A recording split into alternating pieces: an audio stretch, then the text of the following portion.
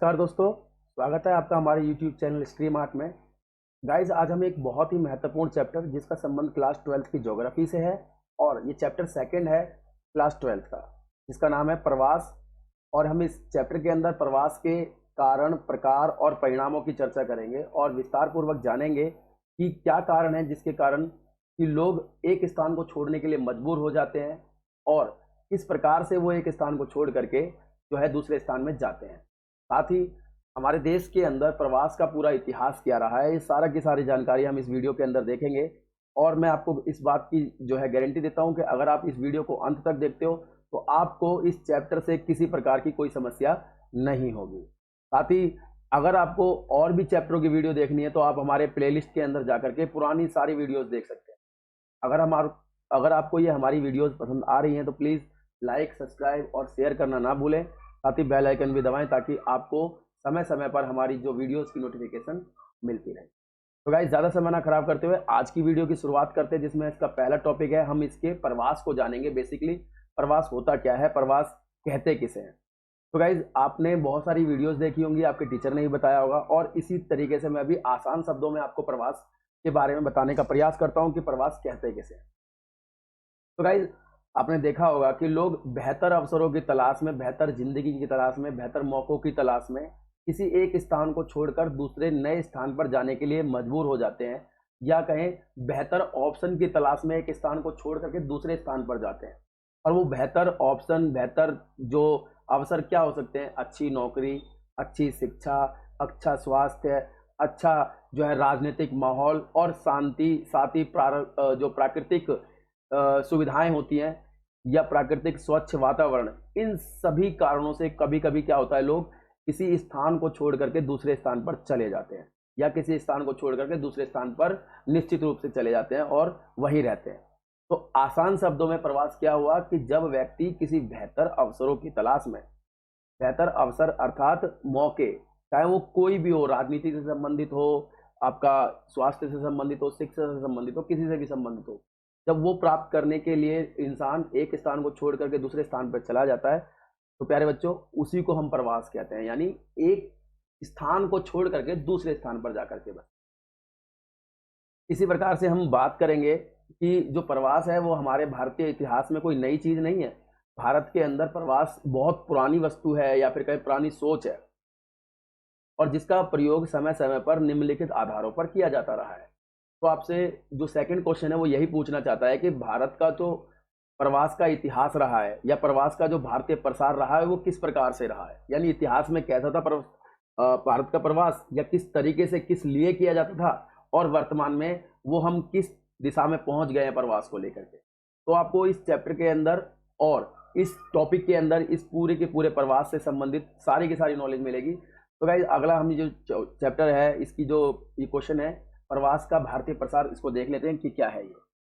तो गाइज, हम तरंग को समझ सकते हैं, स्टेप भी कह सकते हैं या फर्स्ट जो कदम भी कह सकते हैं कि भारत का जो पहला कदम था या भारत का इतिहास जो रहा है जिसमें प्रवास का क्या तरीका रहा है वो हमें बताना है। तो पहली तरंग थी जो भारतीय प्रवास की, तो वो औपनिवेशिक काल से ही शुरू होती है प्रवास की। तो अर्थात पहले लोग काम करने नहीं जाते थे। देखिए, आपको समझना होगा कि इतिहास में लोग जो है काम की तलाश में नहीं जाते थे, डॉक्टर बनने के लिए नहीं जाते थे, इंजीनियर बनने के लिए नहीं जाते थे, ना ही डॉक्टर के रूप में कहीं सेवाएं देने जाते थे, वैज्ञानिक के रूप में नहीं जाते थे, बल्कि किस रूप में जाते थे इतिहास के अंदर। तो आपको इतिहास में बताना, तो प्रथम तरंग बेसिकली हमारे प्रवास का जो इतिहास है उससे संबंधित है कि पहले लोग किस तरीके, क्यों प्रवास करते थे या फिर कैसे प्रवास करते थे। तो मैं आपको बता दूं, इस प्रथम तरंग का जो मुख्य उद्देश्य भी समझना है हमें, औपनिवेशिक काल, यानी औपनिवेशिक यानी जब हमें ब्रिटेन ने गुलाम बनाया हुआ था, तो उस समय हमारा जो है प्रवास का तरीका क्या था।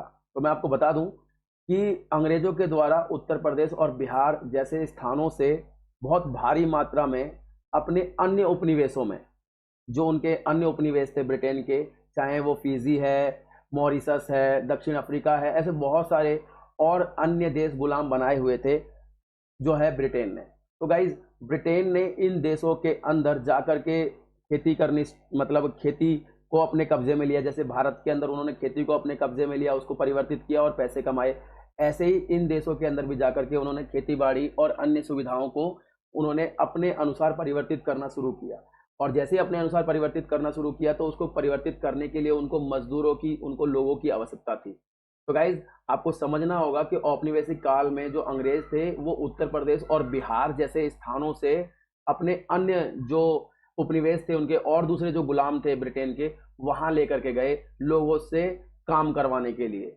और वो कौन कौन से देश थे, जैसे मॉरिशस, फिजी, दक्षिण अफ्रीका और आदि और भी देश थे जहां पर भारतीय लोगों को काम करने के लिए ले जाया जाता था। वहां पर वो क्या काम करवाया करते थे, वहां पर वो उनसे रोपण कृषि करवाया करते थे, खेती के लिए ले जाया करते थे और मजदूरों के रूप में ले जाया करते थे और कभी कभी तो गुलामों के रूप में ले जाया करते थे, यानी गुलाम बनाने के लिए दूसरे देशों में भारतीय लोगों को ले जाया जाया करता था।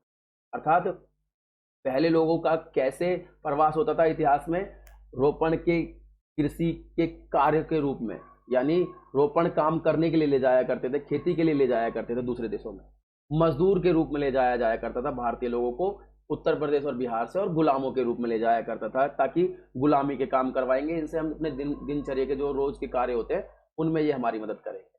तो गाइज ये था आपका प्रवास का पहली तरंग, और इसकी दूसरी तरंग को हम और अच्छे तरीके से जानने का प्रयास करते हैं। तो गाइज इसकी जो दूसरी तरंग है, यानी दूसरा स्टेप जो है, उसमें क्या हुआ कि भारत से जो अब प्रवास करने लगे लोग, और भारत के अंदर अब क्या हुआ कि स्थिति बदलने लगी, पूरी दुनिया के अंदर स्थिति बदलने लगी। अब जब पूरी दुनिया के अंदर परिवर्तन आने लगा तो जो प्रवास का स्वरूप था इतिहास में मजदूरों के रूप में और गुलामों के रूप में, वो भी बदल गया। अब वो कैसे बदला वो आपको इस टॉपिक के माध्यम से समझ में आएगा कि द्वितीय तरंग में व्यक्ति जो थे वो मजदूर, व्यापारी और शिल्पकारियों के रूप में जाने लगे। यानी अब तो वो व्यापार करने जाने लगे, शिल्पकारी यानी विशेष प्रकार का कोई काम, जैसे मूर्ति बनाना, कोई विशेष भवन बनाना, ऐसे कारीगरों के रूप में दूसरी तरंग में भारतीय लोगों को प्रवास के रूप में जो है दूसरे देशों में जाने में मजा आने लगा। अब लोग जो है काम करने के लिए, व्यापार करने के लिए दूसरे देश में जाने लगे। लेकिन पहली तरंग में गुलामों के रूप में जाते थे, मजदूरों के रूप में जाते थे, लेकिन अब व्यापार, शिल्पकारी और अन्य आर्थिक कार्यों को अंजाम देने के लिए गाइस वो दूसरे देशों में जाने लगे। और जब दूसरे देशों में और मौका कैसे मिला लोगों को, गाइस आपको पता होना चाहिए कि 1970 के दशक के अंदर आपको पता है पूरी दुनिया के अंदर जो है औद्योगिक क्रांति पूरे चरम सीमा पर थी, बड़ी बड़ी मशीनें बन रही थी, और भारत जैसे देशों के अंदर भी जो कार थी, मोटरसाइकिल्स थी और ऐसे ही अन्य जो उपकरण थे उनकी जो है प्रचलन बहुत तेजी से बढ़ा। अब जब उनका प्रचलन बढ़ा तो गाइस पूरे विश्व के अंदर जो है तेल की जो मांग थी उसके अंदर भारी वृद्धि हुई, तेल की मांग बढ़ने लगी। तो इसी कारण से भारत जैसे देशों से लोग जो है, जो तेल निकालने की, जिनके पास ज्ञान था जमीन से किस प्रकार से खनन करके तेल निकाला जाता है, या थोड़ी भी नॉलेज थी, तो इन लोगों ने ऐसे देशों की तरफ पलायन शुरू कर दिया, ऐसे देशों की तरफ प्रवास शुरू कर दिया जहां से तेल निकाला जाता है, यानी जहां पर भारी मात्रा में खनिज तेल उपलब्ध है। जैसे आप जानते हो ऐसे देशों को हम अक्सर खाड़ी देशों के नाम से जानते हैं। तो भारतीय लोगों ने द्वितीय तरंग के अंदर व्यापारी, मजदूर, शिल्पकारी और तेल निकालने वाले व्यक्तियों के रूप में, कुशल कारीगरों के रूप में जो है उन्होंने बाह्य प्रवास शुरू कर दिया, यानी दूसरे देशों की तरफ जाना शुरू कर दिया। तो गाइज ये था आपकी दूसरी तरंग। तीसरी तरंग के बारे में बताता हूँ गाइज। अब हमारे देश के अंदर भी लोगों ने बहुत शिक्षा प्राप्त कर ली, बहुत नॉलेज हो गई, और हमारे देश के अंदर भी अब दिन प्रतिदिन डॉक्टरों की संख्या बहुत तेजी से बढ़ रही है, साथ में अभियंताओं की संख्या। गाइज यहाँ पर अभियंता का अर्थ होता है इंजीनियर। तो गाइज यहाँ पर इंजीनियर्स भी बहुत तेजी से बढ़ रहे हैं, साथ में सॉफ्टवेयर इंजीनियर की भी बहुत तेजी से डिमांड हमारे देश के अंदर भी हो रही है, और बहुत तेजी से हमारे देश के अंदर सॉफ्टवेयर इंजीनियर बन करके निकल रहे हैं। और प्रबंधक यानी जो मैनेजमेंट के काम जानता है। तो ये सारे काम, साथ ही वैज्ञानिक भी हमारे देश के अंदर बहुत तेजी से जो है बनते जा रहे हैं, व्यक्ति उनकी सोच बहुत डेवलप हो गई है।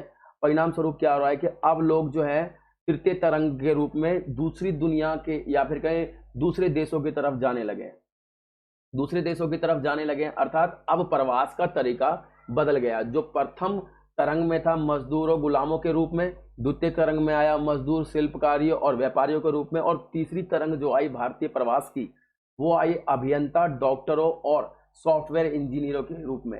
यानी अब लोग डॉक्टर के रूप में काम करने जाते हैं, प्रवास करते हैं। अच्छा डॉक्टर बनना है तो भाई चलो अमेरिका में सेवाएं देंगे।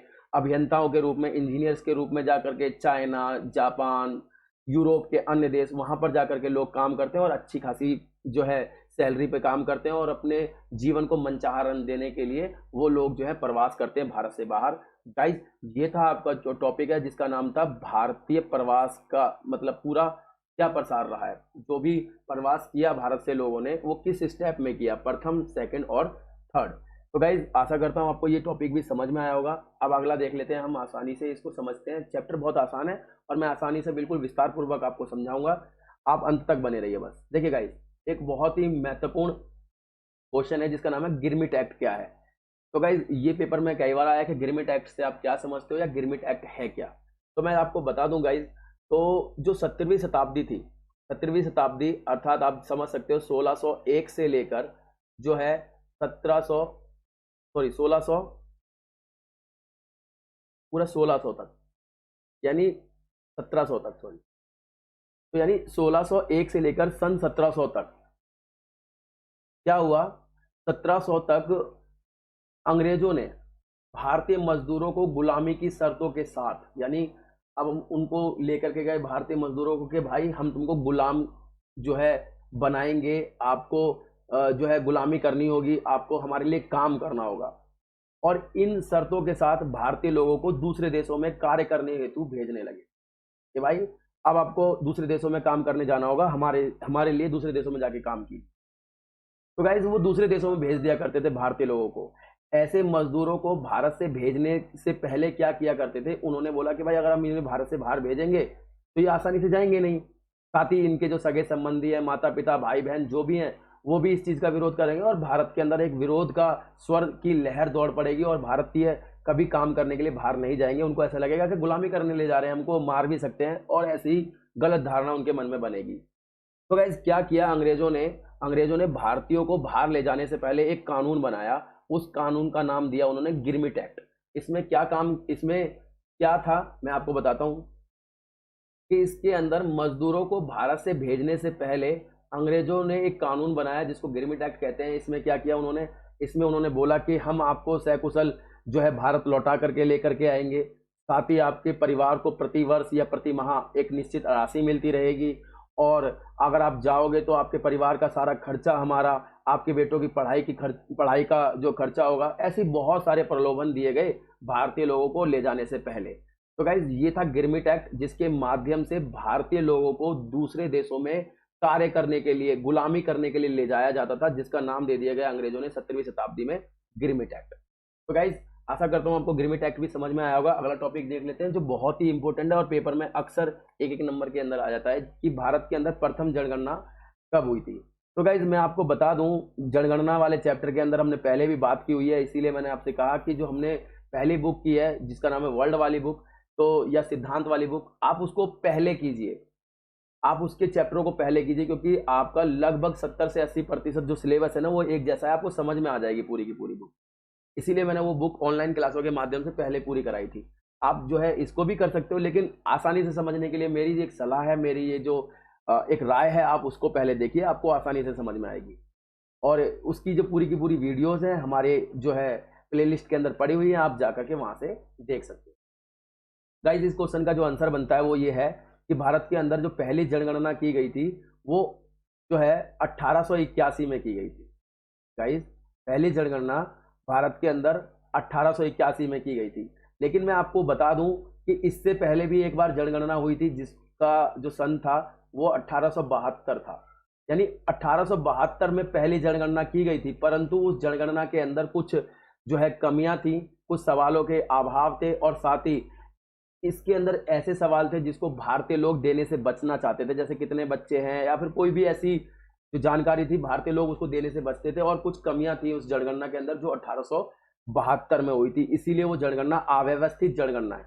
अगर आपसे पूछे कि भारत की पहली जनगणना कब की गई तो 1872 आंसर होगा, लेकिन व्यवस्थित जनगणना जहां से हमारी जनगणना की शुरुआत हुई तो वो जनगणना है 1881 की जनगणना। तो गाइज आपको दोनों क्वेश्चन याद रखने हैं यहाँ पर, ये नहीं है कि आपको 1881 ही याद रखना है, किसी भी प्रकार से वो क्वेश्चन पूछ सकता है। अगर आपसे पूछे पहली जनगणना तो आपका जो होगा वो 1872 आंसर बनेगा, लेकिन पहली व्यवस्थित जनगणना जहां से हमारे देश के अंदर लगातार जनगणना शुरू की जा रही है तो मैंने बताया वो है 1881। मैंने आपको बताया था अब तक भारत के अंदर कुल जो है 15 जनगणना हो चुकी हैं। जब से भारत गुलाम है और जब से जनगणना शुरू हुई है तो 15 जनगणना हो चुकी हैं। और इसी के माध्यम से अगर हम देखें तो स्वतंत्र भारत की 7 जनगणना हो चुकी हैं। और 8वीं जनगणना जो होनी है वो होगी आपकी स्वतंत्र भारत की, वो होगी 2021 के अंदर। आपको पता है जनगणना प्रत्येक 10 वर्षों के अंतराल में कराई जाती है। और जनगणना का अर्थ क्या होता है? जन मतलब लोग और गणना मतलब गिनती। जनगणना बेसिकली लोगों की गिनती होता है। ऐसे ही बहुत सारे इंटरेस्टिंग क्वेश्चनों को हमने उस जो है बुक के जनगणना वाले चैप्टर के अंदर किया हुआ है, और आप जाकर के देख सकते हो उसको प्लेलिस्ट के अंदर से और जानकारी ज़्यादा प्राप्त कर सकते हो। सो गाइज, इस जो टॉपिक है प्रथम जनगणना कब हुई, इसको यहीं पर अभी वाइंड अप करते हैं और अगला अपना जो टॉपिक है उसको देखते हैं। तो गाइज, अगला जो टॉपिक है आपका वो है आपका जनगणना करते समय प्रवास की जानकारी प्राप्त करते समय कौन कौन से क्वेश्चन पूछे जाते हैं। देखिए, आपसे सवाल पूछ, यानी आप मान लीजिए आप उत्तर प्रदेश से आए हो या बिहार से या फिर किसी अन्य राज्य से गए हो किसी और राज्य के अंदर रहने के लिए, या आपकी नौकरी लग गई सरकारी, आप वहां गए हो काम करने के लिए, तो आपका जब भी वहां पर जनगणना होगी तो आपकी भी जनगणना की जाएगी। तो जनगणना करते समय आपके बारे में पता करना चाहता है कि आप प्रवासी हो या नहीं हो। अगर प्रवासी हो तो कैसे पता करेगी सरकार कि आप प्रवासी हो, यानी किसी स्थान से यहाँ पर आए हो रहने के लिए। तो वो कैसे सवाल पूछती है आपसे? तो जनगणना के अंदर प्रवासियों का पता लगाने के लिए 2 प्रकार के क्वेश्चन पूछे जाते हैं।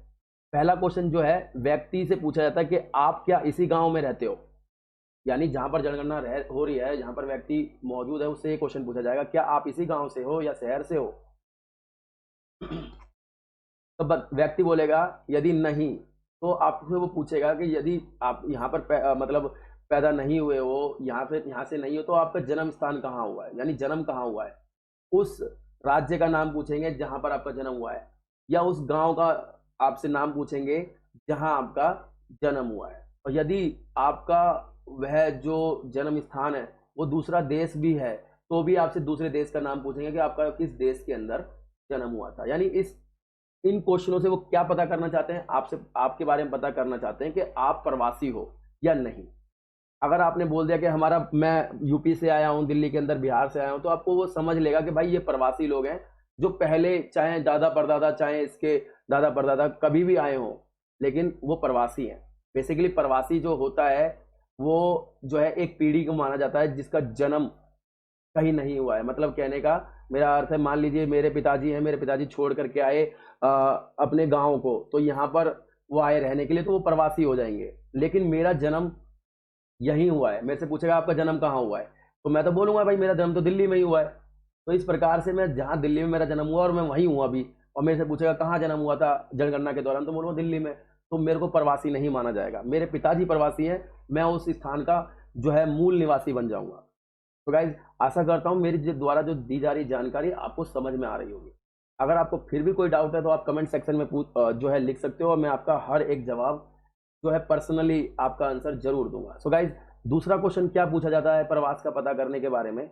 वो पूछते हैं कि व्यक्ति का गांव या शहर में जहां पर वो रह रहा है कि वो बाहर से आया है, यदि हाँ तो पूर्व स्थान पता किया जाता है। देखिए गाइज, इन दोनों का क्वेश्चनों में आपको अंतर समझना होगा।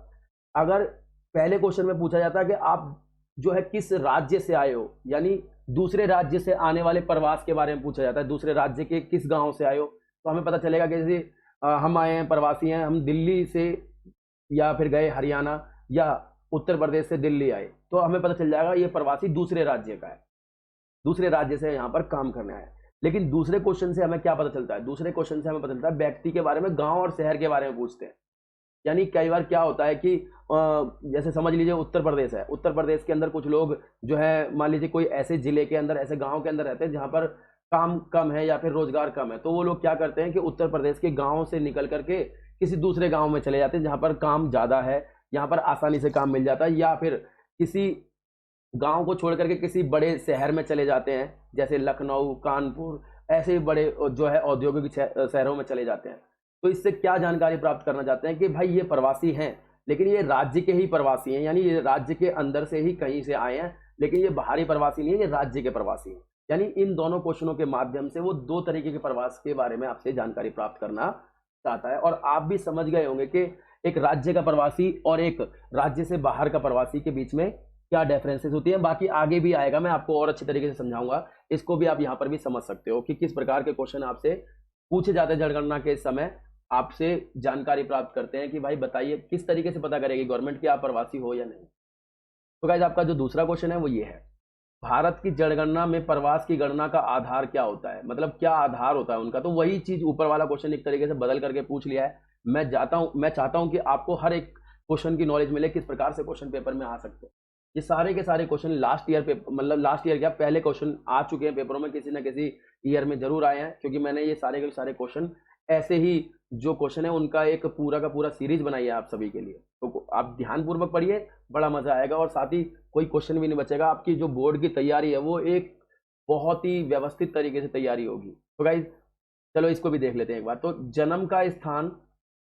यदि यदि जन्म के स्थान के गणना से भिन्न होता है, तो यानी प्रवासी किसको मानते हैं हम।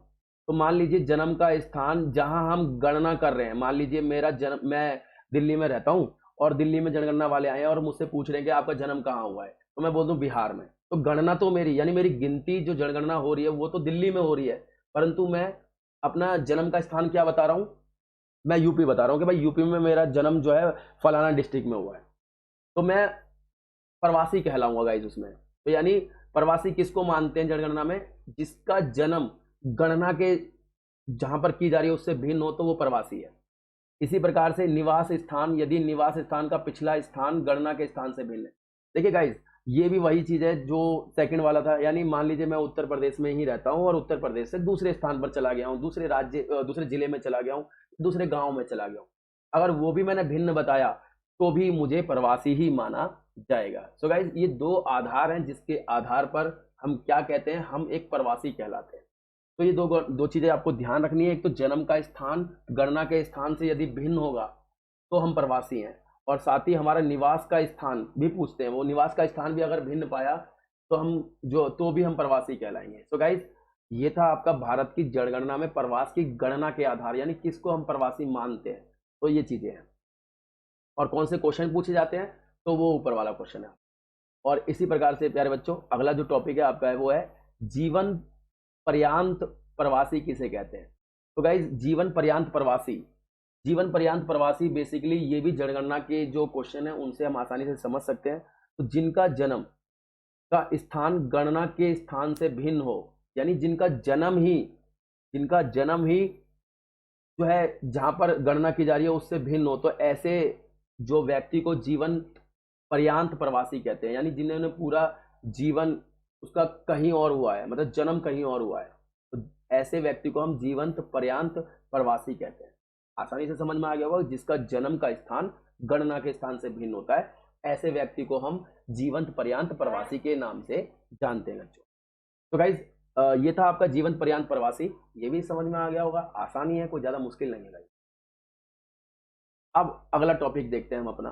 तो गाइज आपका अगला जो टॉपिक है वो है प्रवास की धाराएं से आप क्या समझते हो, या प्रवास की भिन्न भिन्न धाराएं कौन सी हैं, इस तरीके से भी क्वेश्चन पूछा जा सकता है। और बहुत ही इंपॉर्टेंट टॉपिक है गाइज प्रवास की धाराएं। तो प्रवास की धाराएं जो है हम देखें तो व्यक्ति जो है दो तरीके का प्रवास करता है गाइज, इसको हमने लास्ट जो वर्ल्ड वाली बुक है उसके अंदर भी समझा था। एक तो अंतरराष्ट्रीय प्रवास होता है और एक आंतरिक प्रवास होता है। अंतरराष्ट्रीय प्रवास वह प्रवास होता है जो एक व्यक्ति दूसरे देश के अंदर जाकर के रहने लगता है या दूसरे देश के अंदर काम करने जाता है, वो तो अंतरराष्ट्रीय प्रवास है। और आंतरिक प्रवास एक देश के अंदर ही होता है, जैसे उत्तर प्रदेश से कोई दिल्ली आ गया, दिल्ली से चला गया पंजाब, पंजाब से या कहीं और अन्य राज्य या अन्य डिस्ट्रिक्ट या अन्य गांव के अंदर वो कार्य करने चला गया, तो वो आंतरिक प्रवास कहलाता है। और ये जो प्रवास है, चाहे राष्ट्रीय प्रवास है चाहे आपका अंतरराष्ट्रीय प्रवास, ये चार आधारों पर होता है गाइस, जैसे अभी भी मैंने बताया। तो जो आंतरिक प्रवास है, बेसिकली ये जो क्वेश्चन पूछना चाहता है वो आपसे, ये भारत वाली बुक है तो भारत वाली बुक के आधार पर पूछना चाहता है, यानी भारत के अंदर अंदर जो प्रवास होता है उसके क्या क्या धाराएं होती हैं, यानी वो किस प्रकार से भारत के अंदर जो है प्रवास होता है। तो मैं आपको बता दूं चार निम्नलिखित धाराएं हैं भारतीय प्रवास की। तो इसमें पहली जो धारा है वो है ग्रामीण से ग्रामीण, मतलब कुछ लोग होते हैं वो गांव से गांव, यानी ये विलेज, मान लीजिए विलेज जो है 1 है और ये विलेज जो है 2 है। तो कुछ लोग होते हैं कि एक गांव से चले गए, दूसरे गांव में काम करने चले गए। मैंने जैसे बताया उत्तर प्रदेश का कोई एक गांव ले लिया, वहां पर काम नहीं है तो उत्तर प्रदेश के ही दूसरे किसी गांव में काम करने चले गए। तो ये जो प्रवास हुआ ये गांव से गांव में हुआ। तो व्यक्ति प्रवास करेगा तो चार तरीकों से ही कर सकता है, चार धाराएं हैं बस प्रवास की, इसके अलावा कोई धाराएं नहीं है। एक अगर हम आंतरिक प्रवास की बात करें तो ठीक है गाइस।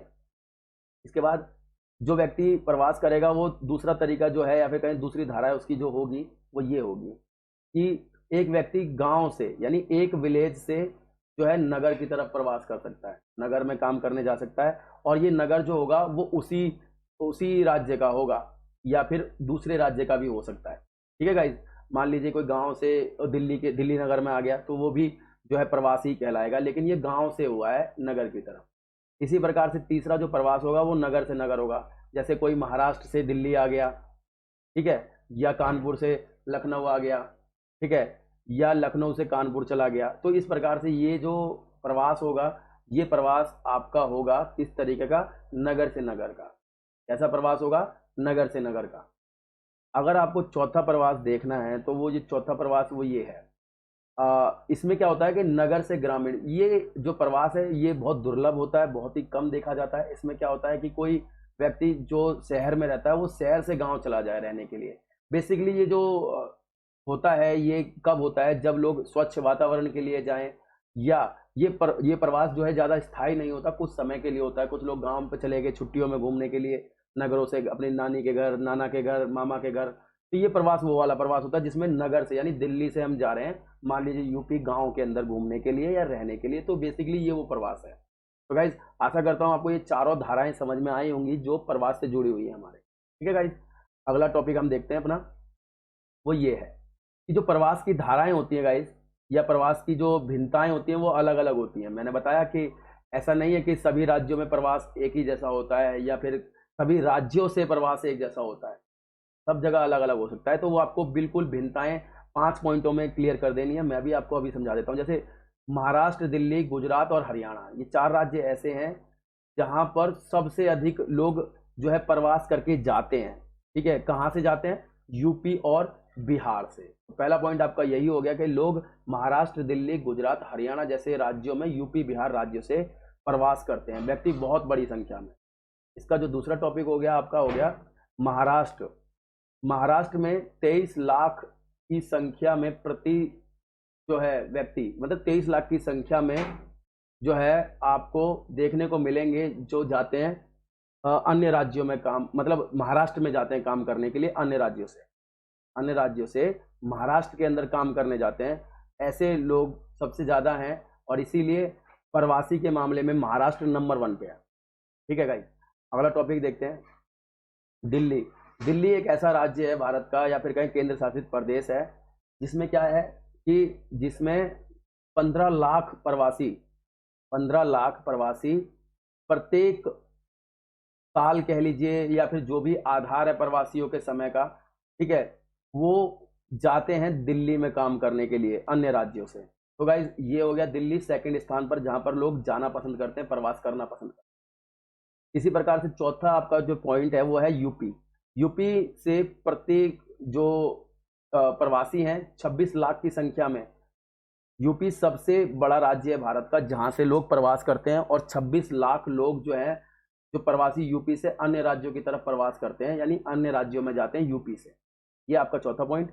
और पांचवा जो है बिहार है आपका, इसी को घुमा फिरा करके मतलब ये आपकी बुक में मैंने विस्तार पूर्वक समझाया गया है और मैं भी आपको समझाने का प्रयास कर रहा हूँ कि 17 लाख लोग जो हैं प्रवासी बिहार से अन्य राज्यों की तरफ जाते हैं काम करने के लिए या जो है किसी अन्य सुविधाओं को प्राप्त करने के लिए वो प्रवास करते हैं बिहार से 17 लाख लोग जाते हैं। तो इस प्रकार से महाराष्ट्र नंबर 1 पे हुआ जहां पर लोग प्रवास करके जाना पसंद करते हैं, दिल्ली दूसरे नंबर पर हुआ और यूपी पहले नंबर पर हुआ यानी जहां से लोग जाते हैं प्रवास करते हैं, और बिहार दूसरे नंबर पर हुआ जहां पर 17 लाख की संख्या है जहां से लोग जाना पसंद करते हैं या फिर कहीं जाते हैं।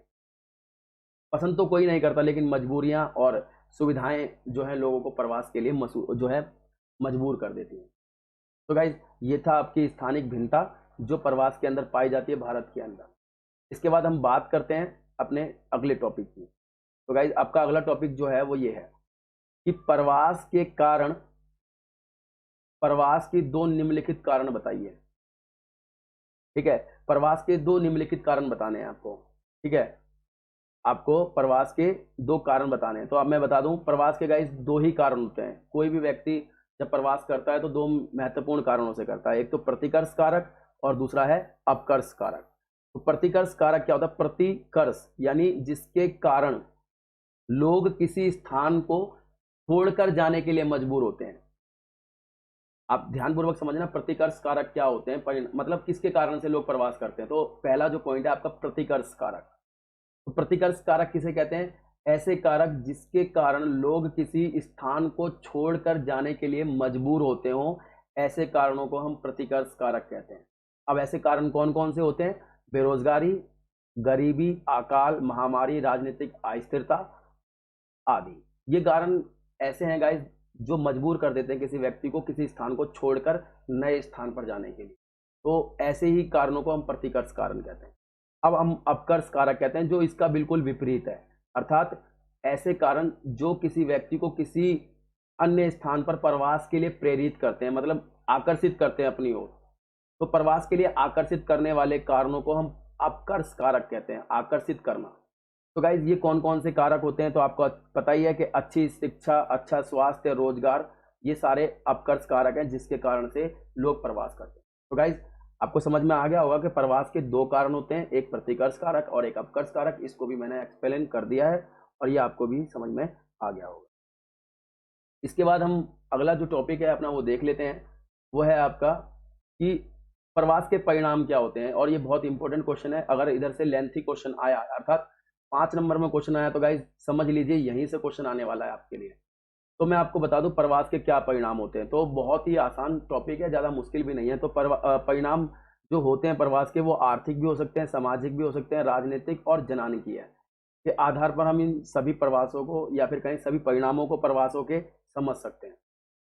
तो गाइज हम सबसे पहले हम आर्थिक परिणाम की बात करेंगे। तो बेसिकली क्या होता है कि प्रवास के कारण जो गंतव्य स्थान होता है, गंतव्य स्थान पर उद्गम किसानों की जो आर्थिक स्थिति है वो खराब हो जाती है। यानी जहां पर लोग जाते हैं प्रवास करके, ठीक है, यानी जहां जाते हैं उसको हम गंतव्य स्थान कहते हैं। यानी ये ए स्थान है, ये बी स्थान है। तो यहाँ से यानी ए से अगर मैं बी की तरफ जा रहा हूँ, ए से यदि बी की तरफ जा रहा हूँ, तो समझने की कोशिश करना, जो बी है ना वो गंतव्य स्थान है, यानी बी गंतव्य स्थान है। तो आप समझिए जब कोई व्यक्ति किसी स्थान पर जाएगा तो वहां पर वो कौन जाएगा? गरीब ही जाएगा, जिसके पास काम नहीं है वही जाएगा, और उसके पास पैसा नहीं है वही जाएगा। तो गाइज ऐसे व्यक्ति जो प्रवास के कारण गंतव्य स्थानों पर जाते हैं, तो ऐसे ऐसे व्यक्ति जो है वहां पर आर्थिक स्थिति खराब कर देते हैं, वहां पर बेरोजगारी बढ़ा देते हैं। के बाद हम बात करें जनानकीय जो परिणाम होते हैं। जनानकीय परिणाम बेसिकली जो है लिंग अनुपात से, महिला, पुरुष और बच्चों की जनसंख्या से जुड़े हुआ है परिणाम है। इससे क्या होता है प्रवास के कारण गाइज, तो महिलाएं, पुरुष और बच्चे जो है वृद्धि के कारण जो है किसी स्थान पर जनानकीय संक्रमण बुरी तरीके से बदल जाता है। अर्थात आप समझ सकते हो, मान लीजिए उत्तर प्रदेश से बहुत सारे लोग काम करने जा रहे हैं। काम करने कौन जाएंगे? पुरुष ही जाएंगे, और वो जाएंगे आपकी क्रियाशील जनसंख्या से। यानी आपकी क्रियाशील जो जनसंख्या हो जाएगी 15 से लेकर के 59 वर्ष वाली, वही लोग जाएंगे। और ये लोग जाएंगे तो रह कौन से जाएंगे? महिलाएं, बच्चे और बूढ़े लोग रह जाएंगे। तो जनानकीय संक्रमण यानी लिंग अनुपात बुरी तरीके से प्रभावित होता है। तो ये प्रवास के कारण जनानकीय परिणाम पड़ता है, प्रभावित होता है। इसी प्रकार से सामाजिक और राजनीतिक परिणाम भी पड़ता है। मैं आपको बता दूं कि प्रवास से राजनीति भी प्रभावित होती है तथा समाज के ताने बाने में पर बहुत ही ज्यादा नकारात्मक प्रभाव पड़ता है। समाज के किसी भी स्थान पर गरीब बहुत अधिक बढ़ जाते हैं। देखिए मान लीजिए समाज में कुछ लोग जो हैं रहते हैं, और राजनीतिक रूप से वहां पर कुछ लोग बहुसंख्यक, कुछ लोग अल्पसंख्यक हो जाते हैं। देखा होगा आपने जो है कि जम्मू कश्मीर के अंदर देख सकते हो कि किस प्रकार से वहां पर जो है एक विशेष धर्म बहुसंख्यक हो जाते हैं और एक विशेष धर्म अल्पसंख्यक हो जाता है। इसका महत्वपूर्ण कारण प्रवास भी होता है। चाहे प्रवास करके कोई एक विशेष धर्म वहां पहुंचा हो या एक उत्प्रवास करके वहां से चला गया हो, तो ये दोनों कारण बनते हैं, सामाजिक परिणाम डालते हैं प्रवास किसी भी स्थान के ऊपर। इसको समझ सकते हो आसानी से, इसमें कोई ज्यादा टॉपिक समझने लायक है भी नहीं है। इसके बाद अगला देखते हैं पर्यावरणीय परिणाम। देखिए गाइस, जहाँ पर बहुत बड़ी संख्या में लोग पहुंच जाते हैं तो उन सभी लोगों के लिए रहने के लिए, खाने के लिए मकान की आवश्यकता, मतलब खाने के लिए, रहने के लिए मकान, खाने के लिए भोजन की आवश्यकता पड़ती है। और ऐसी स्थिति में एक विशेष क्षेत्र के ऊपर बहुत ही ज़्यादा दबाव पड़ जाता है, चाहे वो आर्थिक हो, चाहे वो पर्यावरणीय हो। तो पर्यावरण के ऊपर भी उन आवश्यकताओं को पूरा करने के लिए बहुत ही ज़्यादा नकारात्मक प्रभाव पड़ता है। तो गाइज, पर्यावरण असंतुलन पैदा होता है, जिसके कारण क्या होता है, पर्यावरण हमारा गंभीर रूप से जो है प्रभावित हो जाता है। यानी प्रवास का जो भी परिणाम पड़ता है वो अधिकतर परिणाम पड़ता है नकारात्मक किसी भी क्षेत्र के ऊपर, चाहे वो आर्थिक हो, सामाजिक हो, राजनीतिक हो, या आपका जनानिकीय संक्रमण का सिद्धांत हो। इस संक्रमण सिद्धांत को हमने उस वाली बुक में किया हुआ है, इसलिए जिन बच्चों ने वो वीडियोस देखी है तो उसको तो ये जनानिकीय संक्रमण सिद्धांत आसानी से समझ में आ गया हो। तो गाइज, ये थे आपके प्रवास के परिणाम। इसके बाद की बात करें हम प्रवास के परिणामों को अगर देखें, तो अगला जो आपका टॉपिक होगा वो होगा आपका, बहुत आसान है, सोपानी प्रवास किसे कहते हैं, या सोपानी प्रवास क्या होता है। तो मैं आपको बता दूं, सोपानी प्रवास क्या होता है, बहुत आसान है। इसको इंग्लिश में जो है स्टेप वाइज माइग्रेशन कहते हैं। स्टेप वाइज माइग्रेशन, यानी मैं किसी स्थान से कहीं जाऊं, फिर उससे कहीं और चला जाऊं, फिर उससे कहीं और चला जाऊं। तो यानी पहले कहीं और से आया, फिर कहीं और गया, फिर कहीं और गया, यानी स्टेप बाय स्टेप, मतलब कहीं से आकर के कहीं और चला जाना। तो ये बेसिकली होता है सोपानी।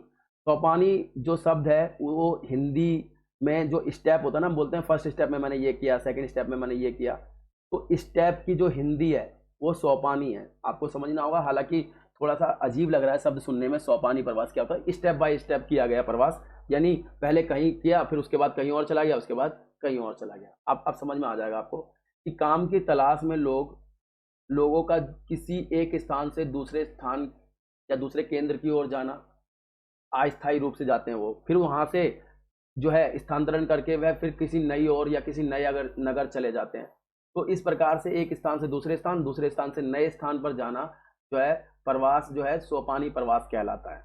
यानी इसको ही हम सोपानी प्रवास कहते हैं, स्टेप वाइज प्रवास कहते हैं। तो वाइज ये भी समझ में आ गया होगा आपको। इसके बाद हम अगला जो टॉपिक है बहुत ही इंपॉर्टेंट है, जिसके बारे में पहले ही बता रहा था, अंतः राज्य प्रवास क्या होता है। अंतर राज्य प्रवास, जैसे कि मैंने बताया था, एक राज्य के अंदर एक जिले से दूसरे जिले में, एक गांव से दूसरे गांव में, एक ही नगर से दूसरे नगर में, लेकिन ये होगा कहाँ, एक राज्य के अंदर। अंतः राज्य यानी एक ही राज्य के अंदर होगा, एक ही राज्य के अंदर इसको जो है किया जाएगा। तो अब समझ में भी आ गया होगा कि किसी राज्य के अंतर्गत एक जिले से दूसरे जिले में अथवा एक गांव से दूसरे गांव में की ओर जनसंख्या का जो स्थानांतरण है गाइस, वो राज्य प्रवास या अंतरराज्य प्रवास कहलाता है। इसके बाद अंतर मतलब होता है, इसको समझना होगा, अंतरराज्यीय प्रवास। यानी अब हम पिछले टॉपिक में, यानी इससे पिछले टॉपिक में हमने किया एक राज्य के अंदर, यानी मान लीजिए उत्तर प्रदेश के अंदर गाजियाबाद से मेरठ, मेरठ से आगरा, आगरा से जो है आपका कानपुर, कानपुर से लखनऊ, ऐसी मतलब एक राज्य में ही हो रहा है प्रवास, चाहे वही व्यक्ति कहीं भी जा रहा है लेकिन एक राज्य में है। तो आपका हो गया वो अंतः राज्य प्रवास। और अंतर राज्य प्रवास क्या होता है प्यारे बच्चों, वो होता है एक राज्य से दूसरे राज्य में जाना। जैसे उत्तर प्रदेश से दिल्ली, दिल्ली से लखनऊ, लखनऊ से जो है आपका चला जाए वो बिहार, बिहार से आपका चला जाए जो है झारखंड, छत्तीसगढ़, मध्य प्रदेश, उड़ीसा, कोई से भी राज्य में जाए, यानी एक राज्य से दूसरे राज्य में प्रवास होता है, तो उसको हम कहते हैं अंतरराज्यीय प्रवास। तो आपको ये भी समझ में आ गया होगा। अब इसके बाद हम बात करते हैं दिक् परिवर्तन से आप क्या समझते हो गाइस। दिक् परिवर्तन, बेसिकली दिक् परिवर्तन भी एक प्रवास होता है, लेकिन ये प्रवास बहुत ही कम समय के लिए होता है, इतना ज्यादा टेम्परेरी होता है कि इसके अंदर डेली परिवर्तन आता है। यानी किसी नगर या किसी क्षेत्र में लोग जब दैनिक स्थानांतरण करते हैं, जैसे देखा होगा कि लोग जो एनसीआर में रहते हैं, यानी जो दिल्ली के आसपास वाले इलाके हैं, जो वहां रहते हैं, चाहे आपका गुड़गांव, गाजियाबाद, नोएडा, ये इलाके जो हैं, यहाँ से लोग दैनिक यानी रोज दिल्ली के अंदर काम करने आते हैं और काम करके शाम को दोबारा लौट करके चले जाते हैं। तो गाइज, जो प्रवास, जो परिवर्तन रोज का हो, दैनिक हो, दिक हो, उसको हम दैनिक स्थानांतरण या दिक परिवर्तन कहते हैं। ठीक है, तो ये भी समझ में आ गया होगा आपको।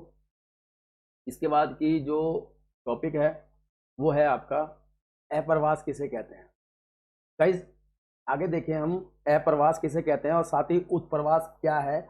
हम इस जो टॉपिक है इसको दोनों को हम एक साथ समझेंगे, क्योंकि एक साथ समझने से ना आपको ये आसानी से समझ में आएगा। और तुलनात्मक जब हम अध्ययन करते हैं तो तुलनात्मक अध्ययन जो होता है वो किसी भी प्रकार के ज्ञान के लिए बहुत ही ज्यादा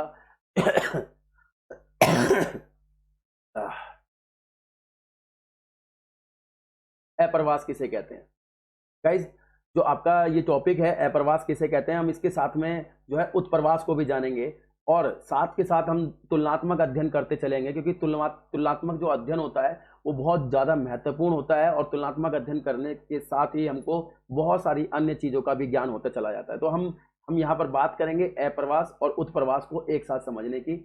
तो मैं आपको उदाहरण से समझाने का प्रयास करता हूँ बेसिकली जो अप्रवास है और उत्प्रवास क्या है, और इसको हम पहले किसी न किसी रूप में जान चुके हैं और मैं इसको आपको उदाहरण के माध्यम से समझाने की कोशिश करता हूँ।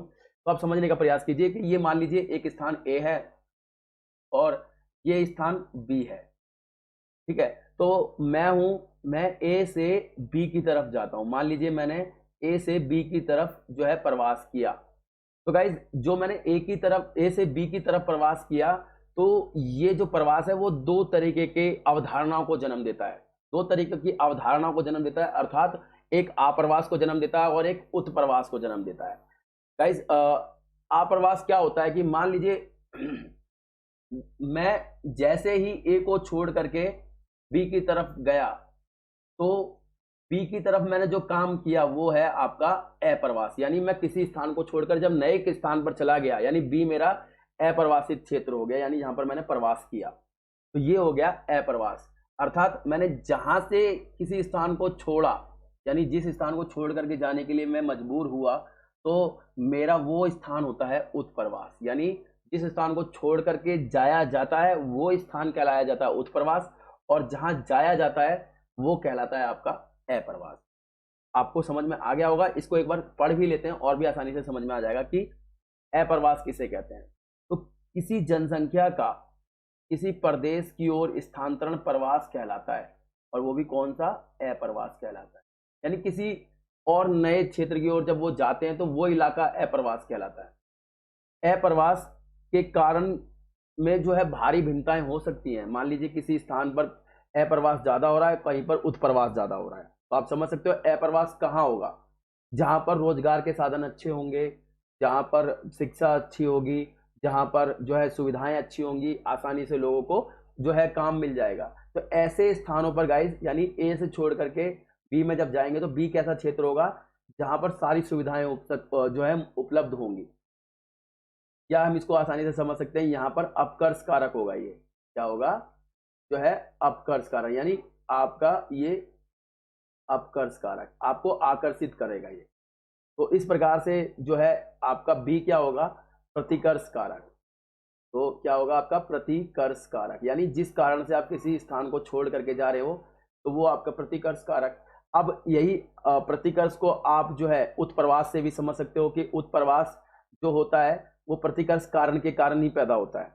यानी कि जब लोग छोड़ करके चले जाते हैं और कहीं पर वहां पर लोगों की संख्या कम हो जाती है तो वो इलाका जो है उत्प्रवास होगा। तो यानी अब जो ए है वो उत्प्रवास है और बी जो है वो है आपका अप्रवास। तो अप्रवास के कारण जो है अपकर्ष कारण होता है अप्रवास का। अपकर्ष यानी कोई चीज जब आकर्षित करती है तो लोग किसी स्थान पर जाना पसंद करते हैं, अपकर्ष करते हैं।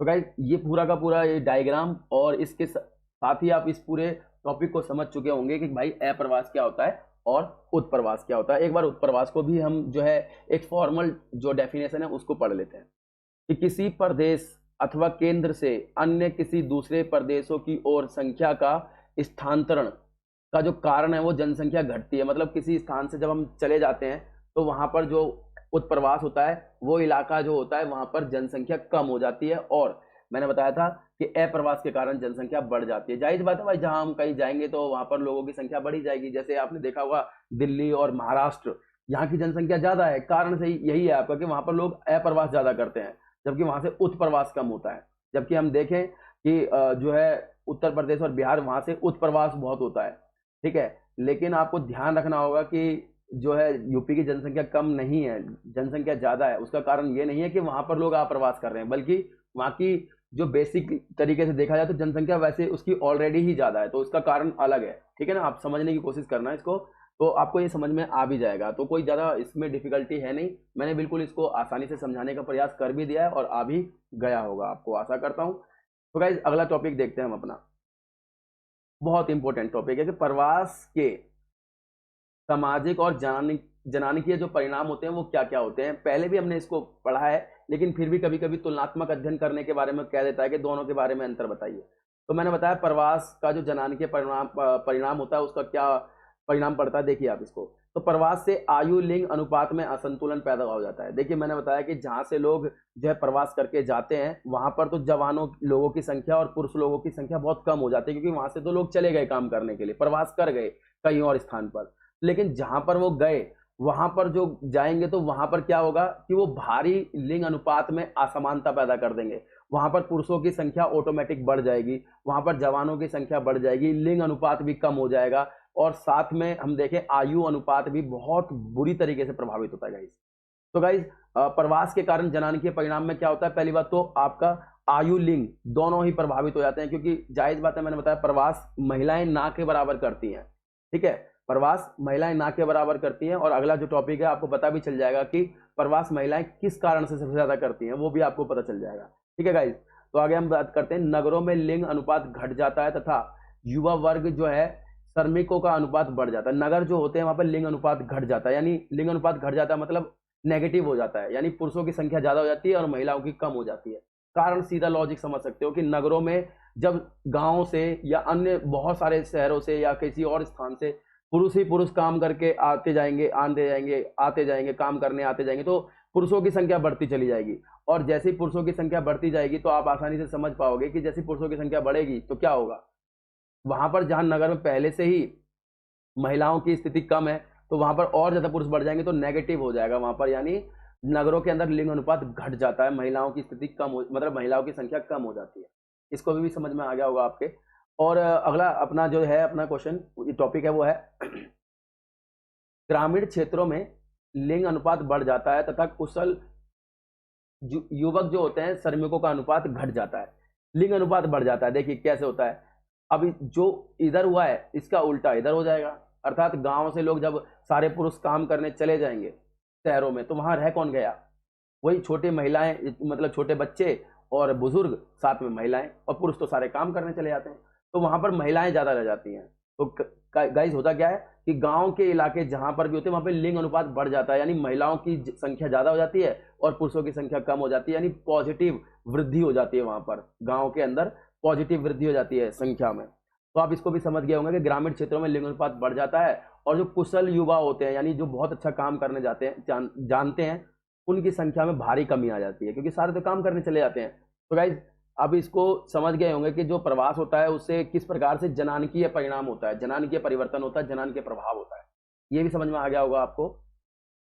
इसके बाद हम बात करें जो प्रवास है उसका सामाजिक परिणाम देखें तो मैंने बताया था कि नवीन प्रौद्योगिकी जो है, नवीन प्रौद्योगिकी के कारण परिवार नियोजन, साथ में जो है बालिका शिक्षा को जो है बहुत ही ज्यादा तरीके से नए विचार और नए ग्रामीण क्षेत्रों में प्रवास हो जाता है। मतलब आपको देखना होगा कि नवीन जो है प्रौद्योगिकी आ जाती है, नवीन जो है परिवार नियोजन आ जाता है, जो है बालिका शिक्षा, ये सब प्रभावित होता है किसी शहर के अंदर। किसके कारण से, इस ये कारण होता है प्रवास के कारण से। मान लीजिए कुछ एक परिवार हैं जो अपने परिवार को लेकर के भी काम करने आ जाते हैं, महिलाएं भी साथ आ जाती है, बच्चे भी साथ आ जाते हैं, तो वहां पर क्या होता है कि नए लोगों को नई टेक्नोलॉजी मिल जाती है, साथ में परिवार नियोजन को भी वो आसानी से निर्धारित कर पाते हैं, क्योंकि अपना पूरा परिवार, सिर्फ एक छोटा सा परिवार लेकर के आते हैं, बाकी माता पिता को गांव में ही छोड़ करके आ जाते हैं, तो शिक्षा भी अच्छे बच्चों को मिल जाती है। तो इस प्रकार से सामाजिक ताना बाना भी प्रभावित हो जाता है प्रवास के कारण से। फिर विविध संस्कृतियों का अंतः या मिश्रण हो जाता है। जैसे कुछ आपने देखा होगा कि शहरों के अंदर आपको पता नहीं होगा कि बगल वाले का धर्म क्या होता है या बगल वाले का जो है जात क्या है, ऐसा बहुत बार होता है। अक्सर हम धर्म तो पता कर लेते हैं लेकिन फिर भी जात का पता करना बहुत मुश्किल हो जाता है शहरों के अंदर। ऐसा क्यों होता है, क्योंकि प्रवास के कारण शहरों के अंदर विभिन्न जाति, धर्म, वर्ग, संप्रदाय, भाषा के लोग जो है आकर के एक साथ रहने लगते हैं, क्योंकि जगहों की कमी होती है शहरों के अंदर, बहुत ज्यादा कंजेस्टेड एरिया होता है, तो ऐसे स्थानों पर लोग साथ में मिल करके रहने लगते हैं और सारी संस्कृतियां घुल मिल जाती हैं, तो संस्कृतियों का मिश्रण हो जाता है। किसके कारण, प्रवास के कारण। और किस पे प्रभाव डालता है, सामाजिक परिणाम होता है। और साथ ही हम बात करें गाइस तो प्रवास जो है लोगों को अपराध, औसत, दुरुपयोग जैसी असामाजिक क्रियाओं में भी फंसा देता है। कई बार प्रवास करके लोग आते हैं तो अपराध करने लगते हैं, जब काम नहीं मिलता है तो साथ ही गलत तरीके से जो है अपने जो औसत दुरुपयोग करने लगते हैं या फिर अपनी ज्ञान का गलत फायदा उठाने लगते हैं। तो इस तरीके से सामाजिक जो क्रियाएं होती हैं असामाजिक, उसमें लोग फंस जाते हैं। सामाजिक परिणाम ये भी होता है। आपने देखा होगा कि अक्सर जो है लोग गांव से आते हैं और काम नहीं मिलता है तो परिवार वालों को जन्म देना मतलब जवाब देना है, साथ ही जवाब देने के चक्कर में वो पैसा कमाने के चक्कर में अक्सर गलत राहों पर निकल जाते हैं। और ये भी जो परिणाम होता है वो प्रवास के कारण ही होता है। राइट, ये बहुत ही आसान चैप्टर और मजेदार है, आपको मजा भी आ रहा होगा समझने में। आगे हम देखते हैं मेघालय के बारे में बात करते हैं। तो मेघालय एक ऐसा राज्य है भारत का, नॉर्थ ईस्ट का राज्य है मेघालय। तो वहां पर जो स्त्री जो है विवाह कानून क्यों बनाया गया है, देखिए वहां पर आपको ना वहां का कल्चर समझना पड़ेगा पहले। वहां के कल्चर थोड़ा अलग है भारत से। जैसे पूरे संपूर्ण भारत में कल्चर है कि विवाह के बाद लड़की जो है लड़के के घर जाती है, यानी अपने लड़की अपना घर छोड़ के, यानी मम्मी का घर छोड़ के अपने पति के घर चली जाती है। ये कल्चर है हमारा पूरे भारत का। लेकिन मेघालय में ये जो कल्चर है वो इसके विपरीत है। यानी मेघालय में क्या है कि मेघालय में एक आदिवासी समाज है। आदिवासी समाज में क्या होता है कि स्त्रियां जो है विवाह के पश्चात मायके में ही रहती हैं, यानी वो जाती नहीं है दूसरे मतलब दूसरे अपने पति के घर पर, तो वहीं रहती है। और ऐसा होता है वहां पर। तो वहां पर ये समाज में परंपरा बनाए रखने के लिए क्या किया गया है, वहां पर एक कानून बना दिया गया है। और ये कानून क्या है कि स्त्री शादी के बाद अपनी माँ के घर में ही रहेगी। ये कानून है मेघालय के अंदर, ये आपको याद रखना है, अक्सर पेपर में पूछ लेता है। ठीक है गाइस। और अगला आपका टॉपिक जो है वो है गांव से गांव प्रवास में महिलाओं का सर्वाधिक संख्या क्या कारण है। देखिए आपका गांव से गांव में प्रवास होता है, गांव से शहर में प्रवास होता है। तो महिलाओं का जो प्रवास होता है गांव से गांव में, शहरों से शहरों में, उसका सबसे बड़ा कारण क्या है, तो गाइज वो है विवाह। यानी शादी ही एक महत्वपूर्ण कारण है जिसके कारण से जो है लड़कियों का या फिर कहें महिलाओं का प्रवास होता है, चाहे वो गांव से गांव में हो, गांव से शहर में हो, या चारों धाराओं में कोई भी हो। उन धाराओं में से किसी ना किसी में तो जरूर प्रवास होता होगा, क्योंकि हमारा कल्चर यही कहता है कि लड़की एक स्थान को छोड़ करके शादी के बाद अपने पति के घर में रहेगी। तो ये एक तरीके से प्रवासी तो हुआ। तो महिलाओं का प्रवास का सबसे बड़ा कारण जो है उनका विवाह है, उनकी शादी हो। अगला टॉपिक देखते हैं हम अपना। तो अगला जो आपका क्वेश्चन है या टॉपिक है वो है जनसंख्या प्रवास के स्थानिक तथा सामायिक प्रतिरूपों की व्याख्या कीजिए। देखिए जनसंख्या के स्थानिक और सामायिक प्रतिरूप, तो मैं आपको बता दूं स्थानीय प्रतिरूप जो स्थानीय प्रतिरूप है या फिर स्थानीय प्रवास है उसके बारे में तो हम लगभग बात कर चुके हैं पिछली वाली बुक के अंदर भी और पहले भी, यानी इसी चैप्टर के अंदर पहले भी हमने डिस्कस कर लिया था स्थानीय स्थानीय प्रतिरूप के बारे में। जबकि जो सामायिक प्रतिरूप है उसके बारे में हम चर्चा कर लेते हैं। और अभी हम फिर इस क्वेश्चन में ऑल ओवर पूरे क्वेश्चन को पढ़ते हैं, ठीक है, वो भी समझने का प्रयास करते हैं। मैं बताता हूँ आपको क्या होता है पूरा का पूरा। तो सबसे पहले मैंने आपको बताया कि इसमें क्या होता है कि स्थानिक प्रवास, यह प्रवास जो होता है गांव से गांव, ठीक है, प्रदेश से प्रदेश, नगर से नगर तथा देश से देश हो सकता है। मतलब ये जो स्थानिक प्रवास होता है स्थान के आधार पर देखना है। तो यानी एक गांव से गांव वो भी तो स्थान है, यानी गांव से गांव का जो प्रवास होता है वो भी स्थानिक प्रवास होता है। प्रदेश से प्रदेश यानी राज्य से राज्य के बीच में जो क्या कहते हैं प्रवास होता है वो भी आपका स्थान में परिवर्तन होता है, तो स्थानिक उसको प्रतिरूप कह सकते हैं, स्थानिक प्रवास कह सकते हैं। इसी प्रकार से नगर, देश से देश, और ये जो है नगर से नगर, देश से देश, ये सारा का सारा बेसिकली गाइस है क्या, स्थानिक स्थानिक प्रवास है प्रतिरूप का। ठीक है, यानी स्थानिक प्रवास का प्रतिरूप है ये। चाहे आप गांव से गांव जाओ, प्रदेश से प्रदेश, नगर से नगर, आप एक स्थान को छोड़ करके दूसरे स्थान पर तो जा ही रहे हो, स्थान में तो परिवर्तन हो रहा है, और यही स्थान में परिवर्तन स्थानिक परिवर्तन कहलाता है। ठीक है ना, अब आपको समझ में आ गया होगा। और कई बार ये जो स्थानिक परिवर्तन होता है गाइज ये अंतरराष्ट्रीय भी हो जाता है, यानी एक देश से दूसरे देश की तरफ भी हो जाता है। आपने इसके बारे में पढ़ा होगा कि प्रवास दो प्रकार का होता है मुख्य तौर पर, जब हम वर्ल्ड के लेवल पर इसको जानने की कोशिश करते हैं तो राष्ट्रीय प्रवास और अंतरराष्ट्रीय प्रवास। ठीक है ना गाइज, तो ये हो गया आपका स्थानिक जो है प्रवास का प्रतिरूप। ठीक है गाइज, और अगला आपका जो टॉपिक है वो है आपका सामायिक प्रवास। ठीक है गाइज, सामायिक प्रवास जो होता है वो दो रूपों में होता है भाई। दो रूपों में कौन कौन सा होता है, एक स्थायी और एक अस्थायी। समय के हिसाब से कुछ लोग जो प्रवास करते हैं वो जो है जिंदगी भर के लिए प्रवास कर जाते हैं, वहीं रहते हैं और वहीं जन्म लेते हैं और वहीं पर उनकी एक नई पीढ़ी जन्म लेती है। तो जो परमानेंट हो, समय समय के हिसाब से देखना आप, क्योंकि समय देखना है, इसमें समय आ गया है, सामयिक प्रवास जो समय के अनुसार होता है, ठीक है। तो स्थायी प्रवास भी समय प्रवास का एक रूप है और एक अस्थायी प्रवास है। तो मैंने बताया था जो अस्थायी प्रवास होता है गाइस, वो ऋतु के कारण होता है। यानी आपने देखा होगा कि ऋतु प्रवास सुना होगा आपने कि पहाड़ी जो लोग होते हैं या आदिवासी जो लोग होते हैं जो पहाड़ों पर रहते हैं, तो वो गर्मी के मौसम में तो पहाड़ी के चोटियों पर चले जाते हैं, ऊंचे स्थानों पर चले जाते हैं ताकि वहाँ का मौसम उनको अच्छा लगे। और साथ ही जब सर्दियाँ बहुत ज़्यादा पड़ती हैं तो वो पहाड़ी इलाकों से नीचे की तरफ आ जाते हैं मैदानी इलाकों में, ताकि भयंकर सर्दी से बचा जा सके। तो ऐसा जो प्रवास होता है उसको ऋतु प्रवास कहते हैं। और ये साथ ही अस्थायी होता है, जरूरी नहीं है कि पूरी साल वहीं रहना है, ये चेंज होते रहती है जगह। तो ऐसे इसीलिए इसको अस्थायी प्रवास कहते हैं, जो ऋतुओं के अनुसार होते हैं, ठीक है, जो ऋतुओं के अनुसार एक स्थान को छोड़ करके दूसरे स्थान में जाया जाता है। तो और ये जो प्रवास होता है ये रोजगार तलाशने में मजदूर वर्ग अपने मूल निवास को छोड़ करके किसी और स्थान पर चले जाते हैं। रोजगार के कारण भी ये जो अस्थायी प्रवास होता है, पैसे कमा करके वापस भी आ जाते हैं, ठीक है।